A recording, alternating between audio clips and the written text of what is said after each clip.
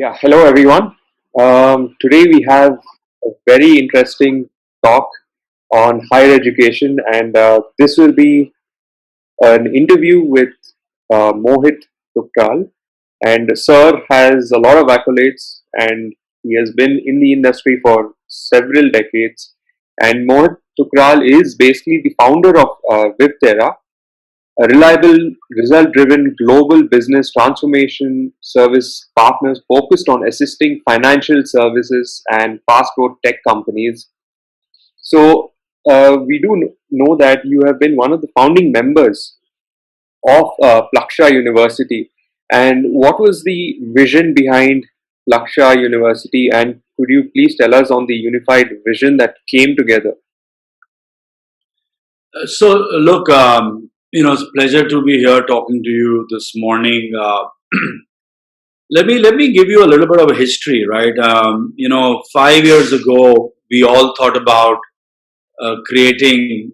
Ashoka had been a very successful collective philanthropy effort in liberal arts, and there was a bunch of people who had done that. I'm a very small part of that equation, so really didn't spend much time there. But for 4 5 of us got together and thought about that. How about creating a world's best technology institute in the country, right? And though there are a lot of engineering schools in India, but how do you create a differentiated university or a college that will make an impact? So that's where our journey started about 4 5 years ago. It took about 2 years for us to conceptualize, really think about, really start putting our heads together and starting to accelerate the whole thought process. And then starting, I think, more closer to 2016, 2017 is when we started drawing the acceleration. And the vision behind Plaksha has always been that how do you build a technology university which is going to be differentiated, which is more about tinkering, which is more about learning, and less about the way traditionally it has been, which is more rote learning in a way, right? I mean, how do you really bring in more practicality, more in line with what is happening in the world? And other big thing in our mind was that how do you solve for the India's grand challenges, right? And how do you really marry it to the fourth industrial revolution that is really bringing out? So how do you really bring out something and build something which will be unique, which will be different, and which will create leaders for tomorrow and technologists for tomorrow that will make an impact and difference into society, right? And With technology changing so rapidly and evolving so rapidly, what role do you think higher educational institutions could do in terms of narrowing that gap? look, I think it's very important that universities in India will have to make a big paradigm shift, right? And I think COVID will further accelerate that. Uh, but look, you have to be in line and in step with what's happening in the world, how technologies are being applied and used, right? Though gone are the days where you just do chemical engineering and you come out and then you join an industry where you can apply your skills. I think now there's a culmination of data, artificial intelligence, and your core subject, whether it could be chemical, bio, or computer science, right? So you have to create a blended offering today, and enhance the skill of the students from just being a very specialized area where it says, oh, I'm a chemical engineer. No. I mean, if you are a mechanical engineer, you need to also understand robotics. You need to understand machine learning. You need to understand computer science, because just pure mechanical engineering, the way it was defined in the earlier world, that thing is all evolving and changing, right? It's also now about robotics. It's about connected systems. It's about bringing in a larger multidisciplinary structure into the method of teaching, right? So if I am teaching mechanical engineering in our institute, then you ought to have to teach people machine learning or computers or AI, because you have to integrate these three or one or two of these disciplines in terms of how you teach and how students come out and what do they apply that as you go forward, right? I mean, I actually believe, and we actually firmly believe that universities have to think like companies do. Mm. You know, when you build a product or you build an offering, it has to have a use case. When you educate young, bright minds of India, how do you make sure that there's a use case or an area where they can apply it to, right? So I think our view is that the way universities will have to teach and build curriculum will be slightly different than the way it's done in the past. And Plaksha, we are trying to build curriculum, programs, courses for the 4-year program, which are going to be slightly, I would say, quite different the way it's done today in our country and even maybe globally. Yeah, and sir, how do you reimagine the technology education that you just talked about in India? Like, do you see that happening at scale? I think the world has changed in the last 6 months, in a very big way. And we at Plaksha truly believe that, you know, institutes like us, which are still setting up, and our first undergrad program starts only in the fall of 2021, we have the ability to reimagine and redesign the way education will get imparted and shared and delivered to students. So the use of digital technology, the use of content, the use of delivery will completely change. So our ability to reach out to more students than just in a brick and mortar classroom has now gone, fourfold. Then not even twofold, fourfold, right? And we truly believe that that's where we are headed. And we are absolutely right now working a lot around how do you build the technology backbone of the university, right? Your learning management system, your collaborative system, whether there should be studios for people to give lectures, which lectures can be shared if classrooms can't happen, right?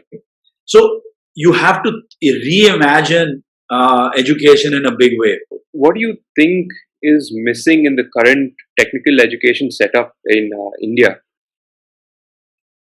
Look, I think I'm not, I can't point to it, but I can tell you that, look, we have to be more creative in the way the education or engineering has to be imparted. We truly believe that there have to be capstone projects. We truly believe that people have to tinker and play. It's not about just classroom theoretical learning, right? And we want to bring in that whole concept of theory, practical, also practical not in the campus, but also with a project that people might do for a longer period of time, maybe 6 months even, as a capstone in companies, and in line with how companies hire for the work they hire, for the type of work they hire. Because in the end, all the kids who graduate, either they'll go and work in corporate in organizations, either they'll start their own startups and become entrepreneurs. So how do we teach them to become entrepreneurs? Or some of them would go to research, right? So it's research, entrepreneurship, and go and do jobs. We have to have a holistic education. We have to build leaders for tomorrow, just not tech geeks for tomorrow. You also mentioned about the approach towards blended learning and how important it is today. And one thing I want to also understand is how do we encourage more teachers coming into the higher education system? Because in India, one thing that we've had, even something that we have faced at ABPS or uh, just in general, is the encouragement that is required to bring in great teachers. I think we have to really think about how teachers are going to teach in the future. Yeah, the role Right? of the teacher. Yeah. Role of the teacher has to change, right? I mean, you have been used to for maybe 20 years going to a classroom, getting onto a board, trying to teach. I think some of that teaching will change of how you deliver your lecture. The point I made. Do you have a studio? Do I teach my teachers how to deliver a lecture, right? And make it more interactive, and you pull through people. And if you look at, it's being done in universities globally. Some universities in India are experimenting with it. So our teachers have to also change to the new world of digital. Of how do they deliver a lecture which is as effective and communicative, Mm. um, like we are talking today, and interactive, than just teaching in a classroom, right? So they have to shift their mindset. There's some level of unlearning they will have to do, and some level of relearning they will have to do, right? And I think our biggest challenge is going to be our academia. Mm. While more and more colleges and universities will come, there'll be a Plaksha, there'll be 10 others.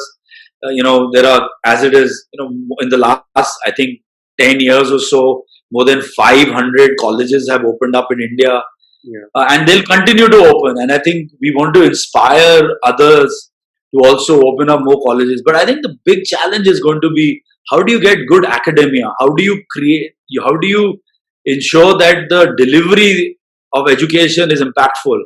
And I think that is going to be a big challenge. And how do you work that challenge? How do you, encourage, um, you know, folks who are coming out of college to go take the route of academia as well, just not go to a corporate world or a startup.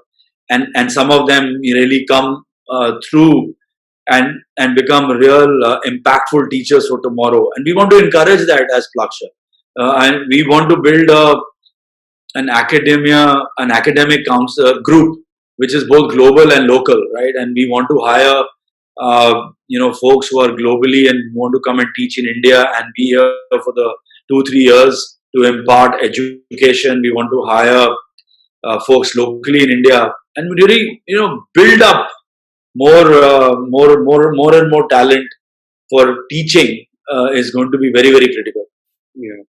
And sir, I totally agree with you, because I do think that even the existing teachers need to be reskilled and adapt to the present conditions in which, what happens. Even what we have noticed is that they are a little hesitant to take that step to really unlearn a few things that they've been doing for a couple of decades, and then relearn and uh, upgrade to the present day scenario. And what you said, now we've seen this, I mean, especially during this pandemic, we have seen this growth in online education, and several folds. But then, do you see the online mode of learning a threat to the regular brick and mortar model? I don't think so. I don't think so. I think the brick and mortars will have to reinvent, right? Because look, in the end, brick and mortar doesn't go away. I mean, even today, when you talk to kids, when you have changed semesters to online, both in India, whether they're in schools, right? Kids are today doing online education. But when you talk to these young kids of 11th, 12th grade or 10th grade, they miss school. They want to be with their friends. The campus and the school have their own learning, right? All of us have gone to a campus, and our learning in the campus has been tremendous.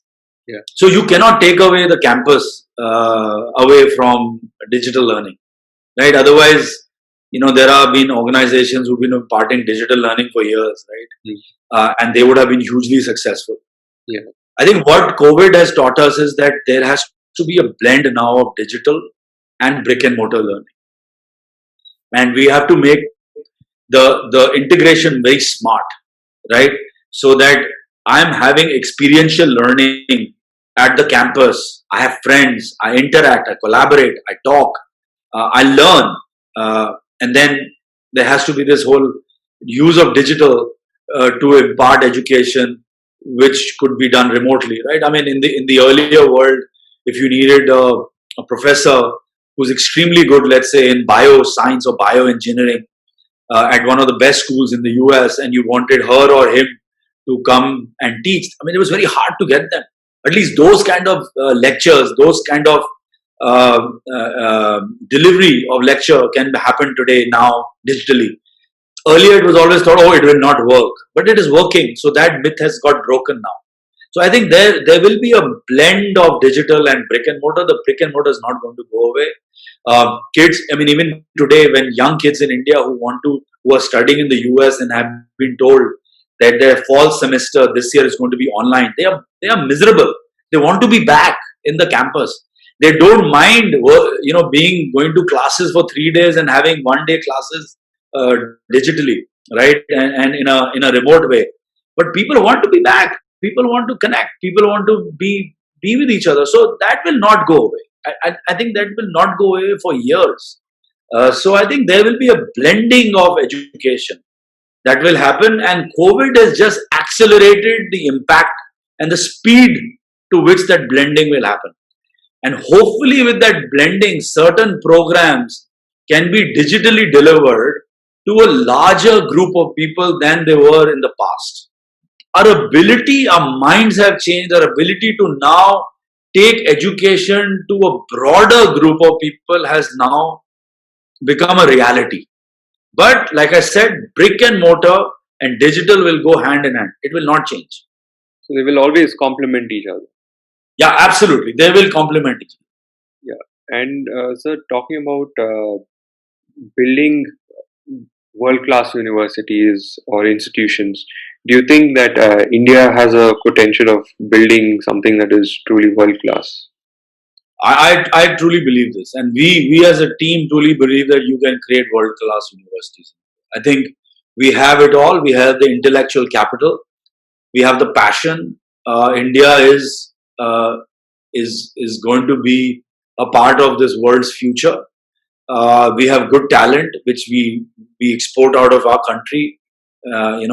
And if we have universities which are good, and our ambition and mission of Plaksha is to build such a university where students actually think of studying at Plaksha in Mohali versus going to a US university. I'm not saying kids will not go, but we want to encourage people to look at us as Plaksha in the same way they look at some of the best technology universities in the US. And we do believe that we can create that, and we have the ability to create that, and we have the ability to create that differentiation. And I think that is doable. It's very, very much doable. Yeah, and so fundamentally, if you look at the universities in India and US, what do you think is the major differentiating factor, or how do we do things differently from them? Look, I think US education has evolved, it's been there for years, and so has been in India, right? I think US education is also about a lot of practical training. It's a lot about tinkering. It's about a lot of research, and it's all about curiosity. It's all about learning. It's all about taking risk. If you look at a lot of us who have grown up in India and studied in India, our ability to be curious, we don't ask too many questions. I mean, in your college, how many kids will stand up in front of your professor and question, right? Uh, they absorb what the teacher tells us, and very few today question. And I'm seeing the younger generation today starting to question and being curious. I think we have to make our kids and students to ask questions, ask tough questions, be curious, um, tinker, do some practical stuff. And I think that will make a difference for us in India. I think today that's a big difference. And the kind of, like I said earlier, the kind of programs that we run are very, what we did 40 years ago, the same way we teach and run the same program. I don't want to name, I hear there are universities in India who have not changed their English curriculum for about 80 years, Yeah. right? And, world has moved. How do you change your curriculum? How do you change it with times? How do you blend different subjects together? Like I said earlier, mechanical with electrical, or electrical with AI, machine learning. All those kind of things. And how do you really bring it all together? Is actually is where there's a difference between how we impart education and how it's delivered in the US. And I think as Plaksha, we are trying to make that little bit effort to change the way that is imparted. And that's one small step by us to make an impact into the Indian engineering education system. And so, do you see post COVID? Do you see the educational system basically adopting new methodologies and evolving their deliveries in terms of lectures or curriculums? I truly think so. I think it's already happening. I Yeah. mean, in India, it's happening. Even the regulatory bodies in India are today allowing you to do some 40% e-learning or digital delivery. Universities have to reinvent, and I think COVID is a big. I think it's a reset where people are saying, okay, how do I reinvent myself? So, And it's just not in education. so It's it's not in really a temporary stopgap. it's a long-term shift. Long term. It's not like life will become the same in 9 months or 1 year. I think COVID has taught us that we have to think differently. We have to be more agile, and we have to reinvent, and we have to constantly reinvent. We used to do that. Companies did that. Organizations have done that, and universities did it lesser Yeah. because there was a one method of teaching.